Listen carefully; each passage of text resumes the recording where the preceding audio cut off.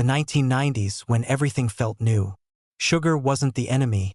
Soda meant freedom, and commercials promised pure happiness. But behind all that glitter, there was another story, the snacks and drinks that vanished. They came, they conquered our taste buds, and then disappeared without a trace. Today, we're going on a journey through 13 legendary tastes that define the 90s and find out why they were taken away from us. You'll remember every single one, even if you haven't tasted it in 30 years. Let's start with the holy grail of lunchbox snacks, Dunkaroos. Tiny cookies with sweet frosting you could dip, sugar, fun, and chaos in one pack. Every kid in the 90s had one in their backpack, right next to a Capri Sun and a Tamagotchi. But in 2012, they disappeared. Parents blamed the sugar, companies blamed sales. Still, nostalgia never dies. A comeback in 2020 proved everyone just wanted one more dunk. Admit it.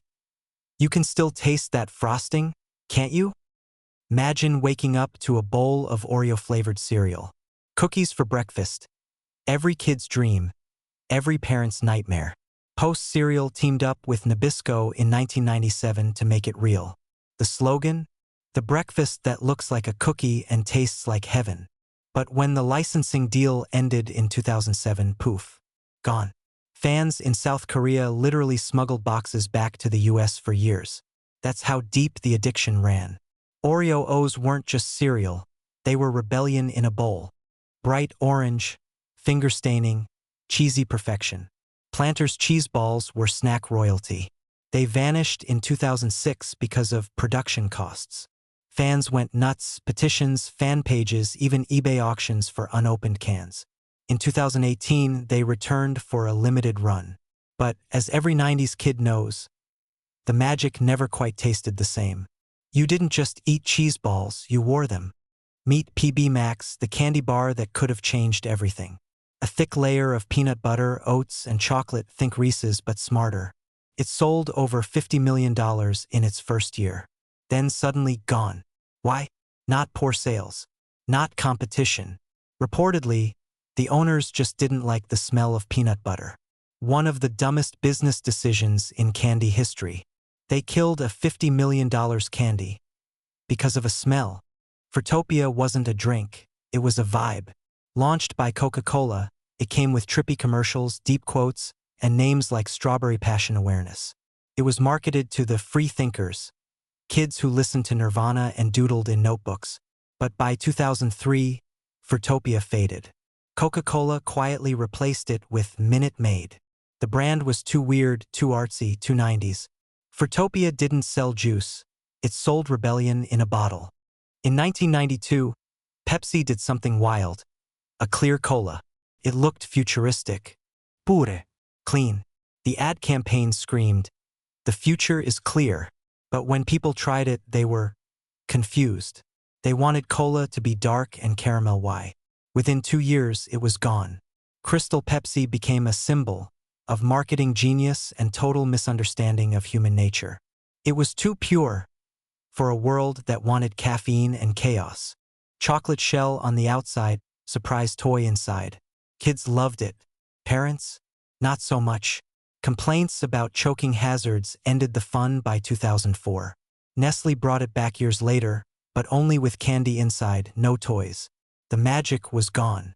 The Wonder Ball wasn't about chocolate, it was about wonder. One corporate lawsuit killed every kid's favorite mystery. Fat-free chips that still tasted amazing? Sounded too good to be true, and it was. The secret ingredient, Alestra, had a nasty side effect. Let's just say, digestive distress.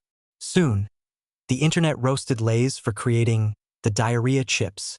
Wow, chips disappeared. But their story remains the perfect metaphor for the 90s. When science tried to outsmart common sense. They promised zero fat, but you paid for it later. Tiny tins of mouth-puckering perfection. Mango, lime, tangerine. One bite and your face imploded. Teens collected them, traded them, lived on them. Then suddenly discontinued. Too niche, too expensive. Now, unopened tins sell online for over $100. The sour that became priceless. Altoid sours didn't die. They went underground. The Ghostbusters drink, literally. Bright green, fruity, and starring Slimer right on the box. Every school cafeteria had at least one kid with an ecto-cooler in hand.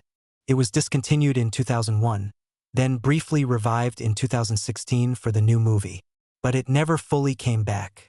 Because honestly, you can't bottle nostalgia. Ecto-Cooler was more than juice.